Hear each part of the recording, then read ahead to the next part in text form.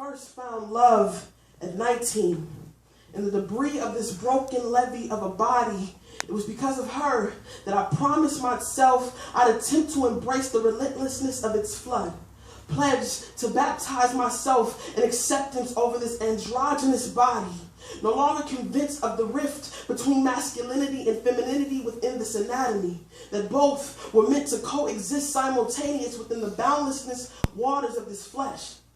At 23, she was a sea of sepia setting in my bones, a mahogany river splitting me into a body undone of its convictions. I was always curious as to what it would be like to pour myself into another body without the fear of drowning.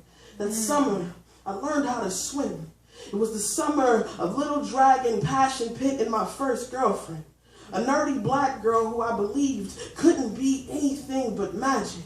How her smile always managed to leave me at the mercy of her lips, full proof that she was electric current, riveting this body into a ripple of light at our first kiss. We both, wounded daughters of midnight, trying to uphold the stars in one another's fleshy firmament.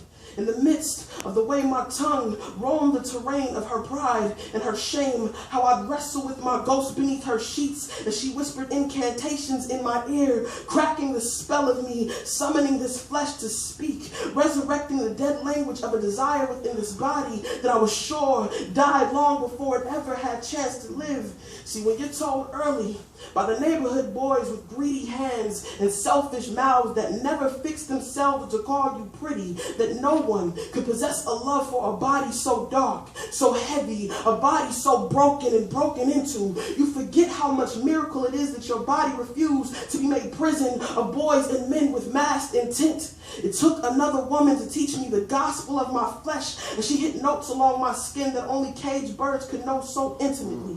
For a while, I was caught in so much flight, the drowning, a gradual process between the fights over ex-loves, overcooked oatmeal, and anything that could draw out our shared insecurities. When submerged that deep, it is easy to forget that at some point, you must come back up for air or risk the pressure of the depths crushing you both under an anchored despair.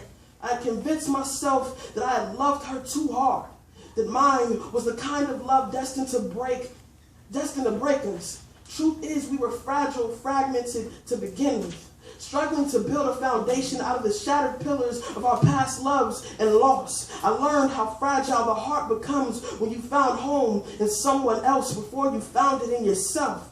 It will take me years to recognize that loving hard is not a character flaw, but the ability to breathe when everything inside you feels like sinking.